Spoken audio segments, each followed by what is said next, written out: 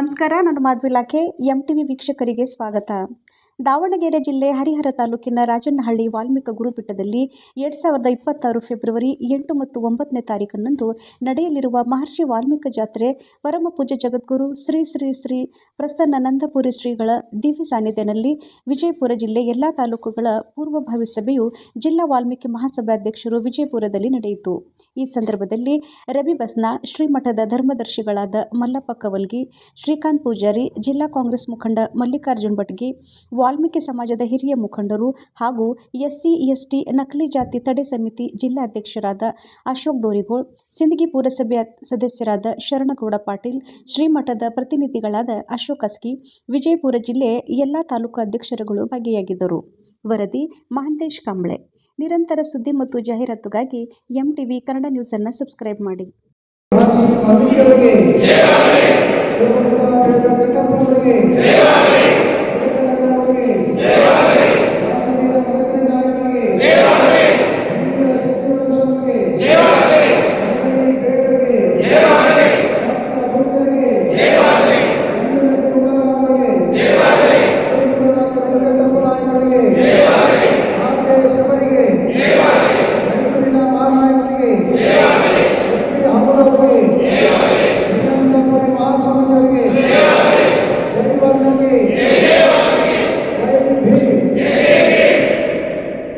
ಸಂಸಾರ ವಿಷಯಕ್ಕಿತ್ತು,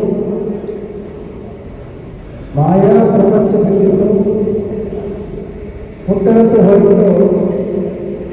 ನೆಟ್ಟನೆ ಗುರುಪಾದ ಹುಟ್ಟಿ ಭವಗೆಟ್ಟೆ ಕಾಲ ರಾಮನಾಥ. ಈ ದಿವಸ ವಿಜಯಪುರ ಜಿಲ್ಲಾ ಮಟ್ಟದ ಮಹರ್ಷಿ ವಾಲ್ಮೀಕಿ ಜಾತ್ರಾ ಮಹೋತ್ಸವದ ಈ ಒಂದು ಪೂರ್ವಭಾವಿ ಸಭೆಯ ವೇದಿಕೆಯಲ್ಲಿ ಆಸೀನರಾಗಿರ್ತಕ್ಕಂತಹ ನಮ್ಮ ವಿಜಯಪುರ ಜಿಲ್ಲೆಯ ಜಿಲ್ಲಾ ಧರ್ಮದರ್ಶಿಯಾಗಿರ್ತಕ್ಕಂಥ ಗೌರವಿತ ಮಲ್ಲಪ್ಪನ ಕೋಟಿಯವರೇ, ಅಖಿಲ ಕರ್ನಾಟಕ ವಾಲ್ಮೀಕಿ ನಾಯಕ ಮಹಾಸಭಾದ ಜಿಲ್ಲಾಧ್ಯಕ್ಷ ಆಗಿರ್ತಕ್ಕಂಥ ಗೌರವಿತ ರವಿ ಬಿಸ್ನಾಳ್ ಅವರೇ, ವಿಶೇಷವಾಗಿ 2025ನೇ ಸಾಲಿನ ಮಹರ್ಷಿ ವಾಲ್ಮೀಕಿ ಪ್ರಶಸ್ತಿಗೆ ಭಾಜನರಾಗಿರ್ತಕ್ಕಂಥ ಸಮಾಜದ ಹಿರಿಯರಾಗಿರ್ತಕ್ಕಂಥ ಗೌರವಿತ ಮೈಸೂರು ನಾಯಕರವರಲ್ಲಿ ಮುಖ್ಯಮಂತ್ರಿ ಆಗಿದ್ದರು ಮತ್ತು ಗೃಹ ಸಚಿವರಾಗಿದ್ದರು. ಅವತ್ತು ಫ್ರೀಡಂ ಪಾರ್ಕ್ನಲ್ಲಿ ಹೋರಾಟವನ್ನು ಮಾಡಿ ಸರ್ಕಾರಕ್ಕೆ ಒತ್ತಾಯ ಮಾಡಿದಾಗ ಕರ್ನಾಟಕ ಸರ್ಕಾರ ನಿವೃತ್ತ ನ್ಯಾಯಮೂರ್ತಿ ನಾಗಮೋಹನ್ ದಾಸ್ ಅವರಿಗೆ ವರದಿಯನ್ನು ಕೊಡಲಿಕ್ಕೆ ಸರ್ಕಾರ ಆದೇಶ ಮಾಡಿತು. ಬಹುತೇಕ ನಿವೃತ್ತ ನ್ಯಾಯಮೂರ್ತಿ ನಾಗಮೋಹನ್ ದಾಸ್ ಸಾಹೇಬರು 6 ತಿಂಗಳ ಅಲ್ಲ 1 ವರ್ಷ ಸಮಯ ತೆಗೆದುಕೊಂಡು ವರದಿಯನ್ನು ಸಿದ್ಧಪಡಿಸಿ ಸರ್ಕಾರಕ್ಕೆ ಜುಲೈ 8 ತಾರೀಕು ಕೊಟ್ಟರು. ಜುಲೈ ತಿಂಗಳಿಂದ ಅಂದರೆ July, August, September, October, November, December, ಜನವರಿ, ಫೆಬ್ರವರಿ 7 ತಿಂಗಳ ಸರ್ಕಾರಕ್ಕೆ ವರದಿ ಕೊಟ್ಟು 7 ತಿಂಗಳಾಗಿತ್ತು. ಬಹುತೇಕ ನಮ್ಮ 3ನೇ ಜಾತ್ರೆ ಒಳಗೆ ಅವತ್ತಿನ ಮುಖ್ಯಮಂತ್ರಿ ಆಗಿರ್ತಕ್ಕಂಥ ಗೌರವಿತ ನಿಕಟಪೂರ್ವ ಮುಖ್ಯಮಂತ್ರಿ ಆಗಿರ್ತಕ್ಕಂಥ BS ಯಡಿಯೂರಪ್ಪನವರು ವರದಿ ಬಂದ ಕೂಡಲೇ ಜಾರಿ ಮಾಡ್ತೀವಿ ಅಂತ ಹೇಳಿ ನಮ್ಮ 4ನೇ ಜಾತ್ರೆ ಬಂತು. ಅವತ್ತು ಮುಖ್ಯಮಂತ್ರಿಗಳು ಬಹುತೇಕ BS ಯಡಿಯೂರಪ್ಪನವರು ಆ ಸಂದರ್ಭದಲ್ಲಿ ಅವರು ಜಾರಿ ಮಾಡ್ತೀವಿ ಅಂತ ಹಿಂದಿನ ಜಾತ್ರೆ ಒಳಗೆ ಹೇಳಿದರು, ಹಾಗೇ ಬಂದಿದ್ದರು. ಅವತ್ತು ನಾವು ಒತ್ತಾಯವನ್ನು ಮಾಡಿದ್ದೀವಿ, ಇಲ್ಲ ಈ ಕೂಡಲೇ ಹೋಗಿ ನಾವು ವಿಶೇಷವಾಗಿರ್ತಕ್ಕಂಥ ಕ್ಯಾಬಿನೆಟ್ ಮೀಟಿಂಗ್ ಕರೆದು ತೀರ್ಮಾನ ತೆಗೆದುಕೊಳ್ತೀವಿ ಅಂತ ಹೇಳೋದು. ಅದಾಗಿ 1 ವರ್ಷ ಆದರೂ ಕೂಡ ಸರ್ಕಾರ ಏನು ಕ್ರಮ ತೆಗೆದುಕೊಂಡು ನಮ್ಮ 5ನೇ ಜಾತ್ರೆ ಬಂತು. ಕೋವಿಡ್ ಕಾರಣಕ್ಕಾಗಿ ಸಾಂಕೇತಿಕವಾಗಿ ಸಭೆಯನ್ನು ಮಾಡಿ ಅವತ್ತು ತೀರ್ಮಾನ ತೆಗೆದುಕೊಂಡ್ವಿ. ಮೀಸಲಾತಿ ಹೆಚ್ಚಳ ಆಗುವವರೆಗೂ ಕೂಡ ನಾವು ಹೋರಾಟವನ್ನು ಕೈ ಬಿಡಲ್ಲ ಅಂತೇಳಿ ಏನು ಬೆಂಗಳೂರಿನ ಫ್ರೀಡಂ ಪಾರ್ಕ್ನಲ್ಲಿ ಅಹೋರಾತ್ರಿ ದಂಡಿ ಪ್ರಾರಂಭ ಆದಾಗ ನಮ್ಮ ವಿಜಯಪುರ ಜಿಲ್ಲೆಯ ಯುವ ನಾಯಕರಾಗಿರ್ತಕ್ಕಂಥ ನಮ್ಮ DSS ಮುಖಂಡರು ನಮ್ಮ ಶ್ರೀನಾಥ್ ಪೂಜಾರವರು ಪ್ರತಿದಿನ ಬೆಳಗ್ಗೆಯಿಂದ ಸಂಜೆವರೆಗೆ ಬಹುತೇಕ ನಮ್ಮ ಹೋರಾಟದಲ್ಲಿ ಭಾಗವಹಿಸಿ ನಮ್ಮ ನಮಗೆಲ್ಲ ಒಂದು ಬಲವನ್ನು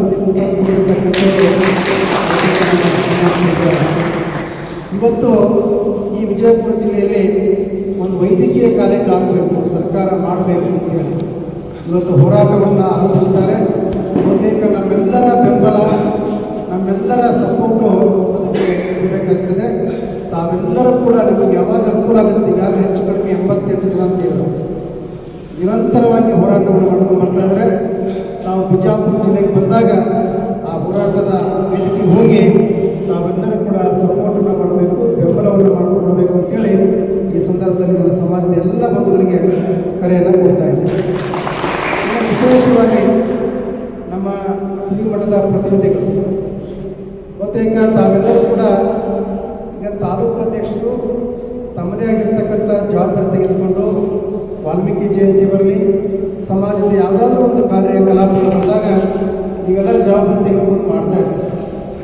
ನಿಮ್ಮ ಜೊತೆಗೆ ಸಪೋರ್ಟ್ ಆಗಿರಲಿ ಅಂತೇಳಿ ನಿಮ್ಮ ತಾಲೂಕಿನಿಂದ ನೇರವಾಗಿಯೇ ಮಠದ ಜೊತೆ ಸಂಪರ್ಕ ಇರಬೇಕು ಅಂತೇಳಿ ಒಬ್ಬ ಪ್ರತಿನಿಧಿಯನ್ನು ನಾವು ಆಯ್ಕೆ ಮಾಡಿಕೊಳ್ಳಪ್ಪ ಅಂತ ಹೇಳ್ತೀವಿ.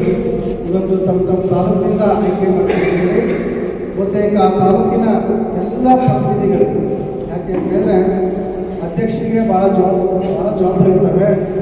ಮಠದ ಪ್ರತಿನಿಧಿಯ ಕರ್ತವ್ಯ ಏನಪ್ಪ ಅಂತ ಹೇಳಿದ್ರೆ, ನಾವು ನಿಮ್ಮ ಜಿಲ್ಲೆಯ ಯಾವುದೇ ತಾಲೂಕಿಗೆ ಬರ್ತೀವಿ ಅಂತಂದಾಗ ಮೊದಲು ಧರ್ಮದರ್ಶಿಗೆ ಹೇಳ್ತೀವಿ, ಜಿಲ್ಲಾಧ್ಯಕ್ಷ ವಿಷಯ ಕೊಡ್ತೀವಿ, ತಾಲೂಕು ಅಧ್ಯಕ್ಷಗೆ ಹೇಳ್ತೀವಿ. ಇನ್ನು ನೇರವಾಗಿ ಮತ್ತೆ ನಾವು ತಾಲೂಕು ಪ್ರತಿನಿಧಿಗೆ ಫೋನ್ ಮಾಡಿದಾಗ ತಾಲೂಕು ಪ್ರತಿನಿಧಿಯಾಗಿರ್ತಕ್ಕಂಥವರು ತಾವು ದಯವಿಟ್ಟು ನೀವು ನಮ್ಮ ಪ್ರತಿನಿಧಿಯಾಗಿರ್ತೀರಿ, ಯಾಕೆ ನಿಮ್ಮನ್ನು ಆಯ್ಕೆ ಮಾಡಿದ್ದೀವಿ ಅಂತ ಹೇಳಿದ್ರೆ, ಆ ತಾಲೂಕಿನಲ್ಲಿರ್ತಕ್ಕಂಥ ನಮ್ಮ ಯಾವುದೇ ಕಾರ್ಯಕ್ರಮ ಇರಲಿ, ಆ ಕಾರ್ಯಕ್ರಮ ಜಿಲ್ಲೆಗೆ ಬಂದಂಥ ಸಂದರ್ಭದಲ್ಲಿ, ತಾಲೂಕಿಗೆ ಬಂದಂಥ ಸಂದರ್ಭದಲ್ಲಿ ಗುರುಗಳು ಇಂಥ ಕಾರ್ಯಕ್ರಮಕ್ಕೆ ನಮ್ಮ ಜಿಲ್ಲೆಗೆ, ನಮ್ಮ ತಾಲೂಕಿಗೆ ಬಂದಾರ ಅಂತೇಳಿ ತಾವು ಈಗ ಮೊಬೈಲ್ ಇದ್ದಾರೆ ಯಾರ್ದಾರಪ್ಪ? ಒಂದಲ್ಲ ಎರಡೆರಡು ಇದ್ದಾವೆ, ಎಲ್ಲರ ಕೈಗೂ ಮೊಬೈಲ್ ಇದ್ದಾವೆ. ಹಾಗಾಗಿ ವಾಟ್ಸಪ್ನಲ್ಲಿ ಒಂದು ಮೆಸೇಜನ್ನು ಹಾಕಬೇಕು. ಮತ್ತು ಆ ತಾಲೂಕಿನ ನಿಮ್ಮ ತಾಲೂಕಿನ ಪ್ರಮುಖ ಲೀಡರ್ಗಳಿದ್ದಾರೆ, ತಾಲೂಕು ಲೀಡರ್ಗಳಿಗೆ ಫೋನ್ ಮಾಡಿ ಹೇಳಬೇಕು. ಇದು ನಿಮ್ಮ ಕರ್ತವ್ಯ ಆಗ್ತದೆ. ನೇರವಾಗಿ ಮಠದ ಜೊತೆ ತಾವು ಸಂಪರ್ಕದಲ್ಲಿ ಇದ್ಕೊಂಡು ಪ್ರತಿಯೊಂದು ಮಾಹಿತಿಯನ್ನು ಕೂಡ ಮಠಕ್ಕೆ ತಾವು ನೀಡಬೇಕಾಗ್ತದೆ.